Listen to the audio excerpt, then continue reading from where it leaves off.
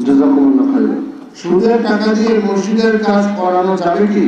সুদের টাকা দিয়ে মসজিদে কাজ করা যাবে কি যাবে না? সূরা তওবা 9 আয়াত 17-18 তাফসীর ইবনে কাসির দেখেন, বিশেষ করে মসজিদে কোনো হারাম টাকা যেন প্রবেশ না করে। বা বলুন তো জাকাতের টাকা, জাকাতের টাকা মসজিদে দেওয়া যায়? দেওয়া যায় না। কেন? জাকাত বৈধ টাকা, তাহলে মসজিদে দেওয়া যায় না। তাই যাবতীয় অপবিত্র যে টাকাগুলো আছে এই টাকাগুলো মসজিদের জন্য দেবে না। কেউ যদি দিয়ে দেয় মসজিদে যে নামাজ পড়া হারাম এমনটা নয়। কেন? কিছু কিছু ওলামারা বলেছে দেওয়া যাবে, কেননা কাবা শরীফ নির্মাণের ক্ষেত্রেও অমুসলিমদের অনেক টাকা ছিল। এই অর্থে অবশ্যই এখানে কমিটিরা সোচ্চার সতর্ক থাকবেন, আল্লাহর ঘর এর জন্য হালাল টাকা দিয়েই হয়। কিন্তু কেউ দিয়ে দিয়েছে জানেন না, তারপরে এখন যে মসজিদের মিম্বার খুলে খুলে ইট নিয়ে বের করতে হবে, এ কথা ঠিক নয়। জি, হিন্দুদেরকে দাওয়াত দেওয়ার কৌশল বর্ণনা করবেন। হিন্দু ধর্মের বই সংস্কৃতি বাংলা অভিধান কোথায় পাওয়া যাবে? বাংলাদেশে কি অন্যান্য ধর্মের দাওয়াত দেওয়ার দিনী ভাই আছে? ওয়ালাইকুম আসসালাম ওয়া রাহমাতুল্লাহি ওয়া বারাকাতুহু। ভাই প্রশ্ন করেছেন যে হিন্দুদের দাওয়াত দিয়ে আর কীভাবে আমরা দাওয়াত দেবো। আমার গত বছর তাবলিগ ইজতেমা 2020-তে আসাদুল গালিব স্যারের যে সম্মেলন ছিল, ওখানে আমার বিষয়টা ছিল হিন্দুদের দাওয়াত দেওয়ার পথ এবং পদ্ধতি। বাংলাতে ইউটিউবে যান, গিয়ে লিখেন ব্রাদার রাহুল হোসেন হিন্দুদের দাওয়াত দেওয়ার পথ এবং পদ্ধতি, এইটুক লিখলে কয়েক ঘন্টা ব্যাপার আলোচনা আছে, ওখান থেকে শুনে নিতে পারবেন। এবং আমার আর একটা বক্তৃতা আছে, যেটা আমার এক হিন্দু ঠাকুরের সঙ্গে আমার একটা বিতর্ক ডিবেট হয়েছিল 2015 সালে 13 ডিসেম্বর। বিষয় ছিল the concept of God and Hinduism and Islam. এ বিষয়ের পরে আমার প্রায় 3 ঘন্টার একটা আলোচনা আছে একজন হিন্দু ঠাকুরের সঙ্গে বিতর্ক, সরাসরি বিতর্ক, দেখবেন, ওটা দেখতে পারেন। আর একটা আমার আলোচনা কিছুদিন আগে হয়ে গেল, যেটা কলকাতায় একটা গির্জার মধ্যে দুটো বিষয় খ্রিস্টানদের সঙ্গে আমার বিতর্ক হয়েছে সরাসরি। একটা বিষয় ছিল প্রফেট মুহাম্মদ সাল্লাল্লাহু আলাইহি ওয়াসাল্লাম প্রফেসি ইন দ্য বাইবেল, মানে বাইবেলের মধ্যে কি বিশ্বনবীর ভবিষ্যৎবাণী আছে? আলহামদুলিল্লাহ, বিজয়ের পতাকা আমাদের হাতেই ছিল প্রথম থেকে শেষ পর্যন্ত। আর একটা বিষয়ে বিতর্ক হয়েছিল সালভেশন, কোরআন অ্যান্ড বাইবেল, তথা নাজাত পরিত্রাণ কারা পাবে, জান্নাতে কারা যাবে, খ্রিস্টানরা না মুসলিমরা?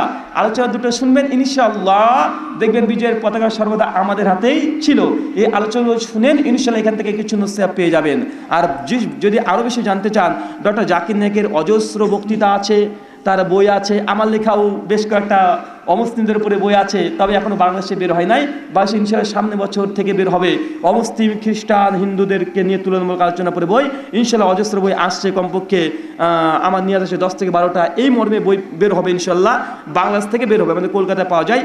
আর কারা দাওয়াতি কাজ করে, ইউটিউবে চলে যান, যদি হিন্দি ভাষা জানেন অথবা ইংরেজি ভাষা অথবা উর্দু ভাষা জানেন, তাহলে আপনার জন্য এগুলো খুব সহজে শিখতে পারবেন।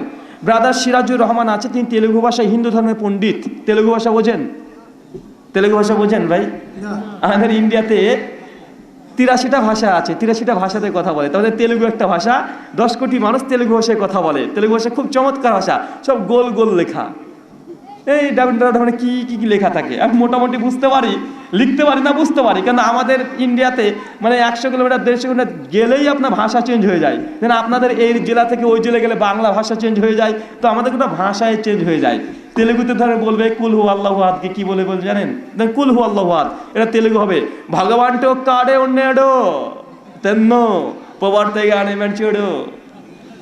তামিল সিনেমা দেখেন না ভাই আপনার বাংলাদেশিরা? ওই তামিল সিনেমা দেখছেন না, ওগুলো হচ্ছে তেলুগু ভাষা, তামিল, মালয়ালম, ওইলাম। তো তেলুগু ভাষায় কথা বলে হিন্দু ধর্মের পণ্ডিত একজন ব্যক্তি আছে, তার নাম হচ্ছে সিরাজুর রহমান, অনেক ভালো জানে উনি হিন্দু ধর্ম সম্পর্কে। আরেকজন আছে, ওর নাম হচ্ছে ব্রাদার শফি, উনি খ্রিস্টান ধর্মের পণ্ডিত আছে। আরেকজন আছে ব্রাদার ইমরান, উনিও হচ্ছে হিন্দু এবং খ্রিস্টান ধর্মের গবেষণা করছে, আন্তর্জাতিক লেভেলে তিনি বিতর্ক করে ডক্টর জাকির নায়েকের মতো। মানে একটা ডক্টর জাকির নায়েককে বয়কট করেছে, 100 জন ডক্টর জাকির নায়েক গজে গিয়েছে ওখান থেকেই, আলহামদুলিল্লাহ। এবং এক একটা ভাষাতে, কে হিন্দি ভাষা, কে উর্দু ভাষা, কে ইংরেজি, কে তামিল, কে মালয়ালম, এইসব ভাষায়, কে গুজরাটি, কে মারাঠি, প্রত্যেকটা ভাষাতে আলহামদুলিল্লাহ এখন অমুসলিমদের দাওয়াতের জন্য ডক্টর জাকির নায়েকের মধ্যে সেম একইভাবে রেফারেন্স দিয়ে বিতর্ক, আলোচনা, টক শো, টেবিল টক সব করছে, আলহামদুলিল্লাহ। ব্যাংকে যে শিক্ষাবৃত্তির টাকা দিলে নেওয়া যাবে কি? ব্যাংকে শিক্ষাবৃত্তির টাকা যদি ব্যাংক থেকে দেওয়া হয়, ব্যাংকে শিক্ষাভিত্তিক যদি টাকা দেয়, ব্যাংকের সঙ্গে জড়িত সমস্ত রকমের লেনদেন এটা করা যাবে না। কেন? এটা ইন্টারেস্ট সুদ যুক্ত অর্থনীতি, এটা প্রমাণিত হয়ে গেলে আর কোনো কিছু করা যাবে না। তবে দেশের সরকার যদি কোনো অনুদান দিতে চায় কোনো ছাত্রদেরকে স্কলারশিপ, এটা নেওয়া যাবে, কেন সরকারের একাধিক বিজনেস আছে।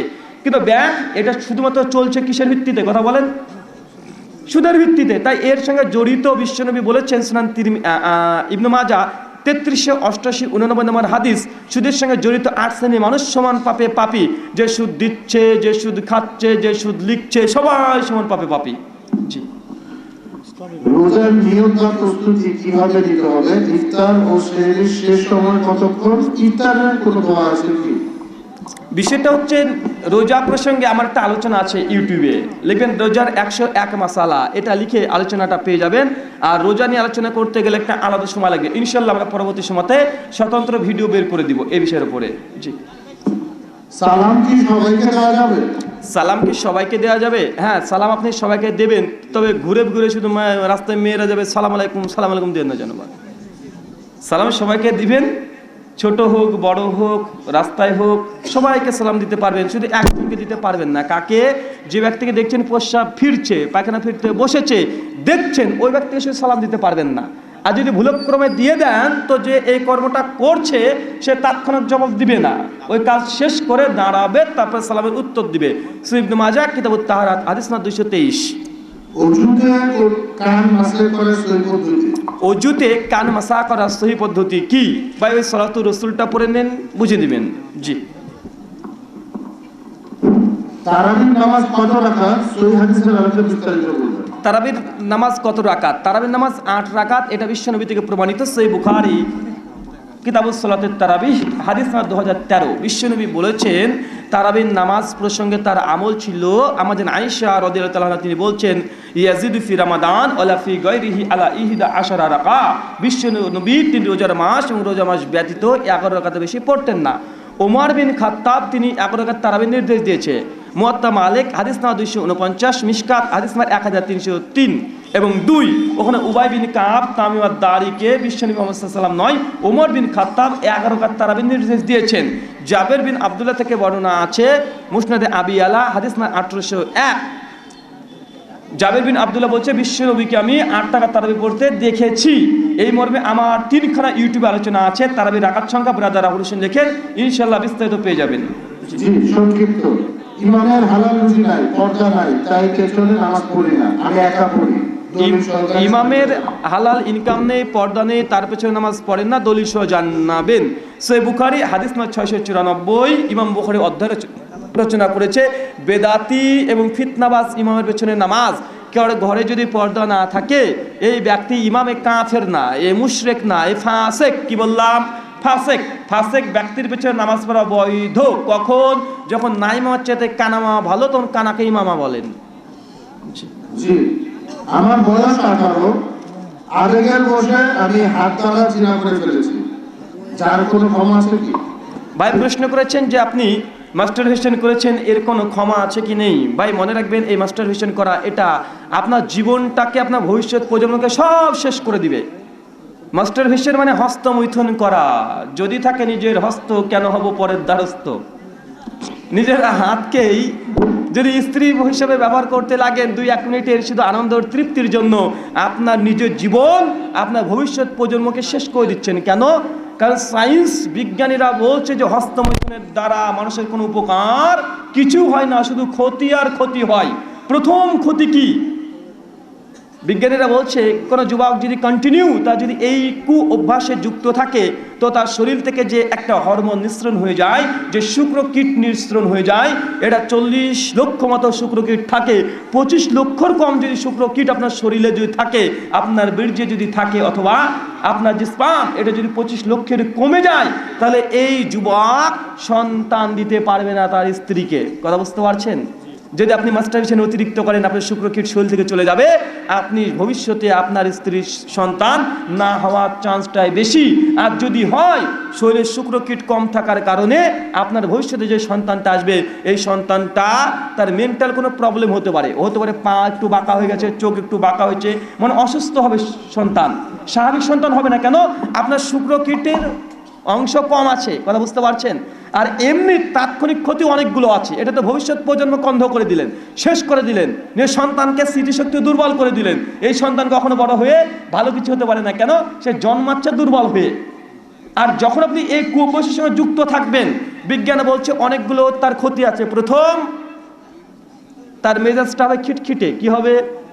তার মেজাজ খিটখিটে, একটু কথা বললে রাগ হয়ে যাবে, একটু কথা বললে রাগ হয়ে যাবে। এটা কেন? কারণ আপনার শরীর থেকে এই শুক্র কীটে হরমোন, এই বীর্য, এই স্পাম যত বেরিয়ে যাবে, এই শরীরের মধ্যে আপনার মেজাজ হয়ে যাবে খিটখিটে। এক, চোখের নিচে কালো দাগ পড়ে যাবে, স্কিনের কোনো গ্লেজটা থাকবে না, আপনার মানে গ্যাস বেশি বেশি হবে, এই কর্মগুলো বেশি বেশি হবে, এবং বাতে বাতে মানে ব্যথা, এনার্জি জিরো, কিছু ভালো লাগবে না, এই জিনিসগুলো হবে। আর আপনার যদি শরীরটা দুর্বল থাকে, এনার্জি যদি না থাকে, স্কিনে যদি গ্লেজ না থাকে, বাবু আপনি হীনমন্যতে ভুগবেন কি ভুগবেন না? যদি এই কাজ করেন বউটা ভালো পাবেন না, চেহারা গিলেজি থাকবে না, ওই কি লাগে দেখতে, তাই বলবে। এনার্জি নেই, সবসময় বলো শুনছে কি একটা এরকম। তোমার এই কাজ দিয়ে ইহকাল পরকাল কোনো কালেই এটা বৈধ নয়। বিশ্বনবী এক ট্রিটমেন্ট দিয়েছে কিভাবে এই হস্তমৈথুন থেকে দূরে থাকবেন। বিশ্বনবী বলেছেন, সহিহ বুখারী, যুবকদেরকে উদ্দেশ্য করে যদি সামর্থ্য থাকে বিয়ে করো, বিয়ে করতে হবে। বাপ যদি বলে না ছেলে এখনো বড় হয় নাই, একদিন করবেন কি, বাপের জুতো যেটা আছে জুতো পরে বলে, আব্বু দেখো তোমার জুতোটা আমার পায়ে হয়, বুঝলেন নাই?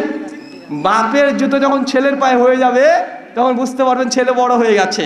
ওর বাপ বিয়ে করেছে 18 বছরে, ছেলের 28 হয়ে গেছে, বাপ বলছে না আমার ছেলে এখনো ছোট আছে। কত বড় বদ দেখেছেন বাপটা।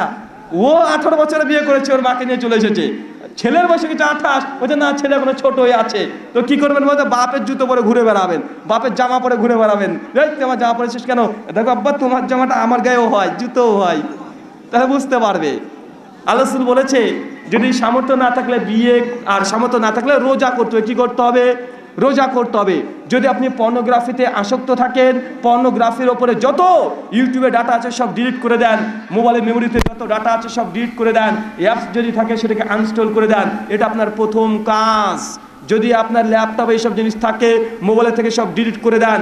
মোবাইল, ল্যাপটপ এটা লোকাল গোপন জায়গাতে রাখবেন না, প্রকাশ্যে রাখেন, ডাইনিং টেবিলে রাখেন, যেন আপনার এই পর্নোগ্রাফি দেখার আসক্ত না জাগে। যদি দেখে আপনার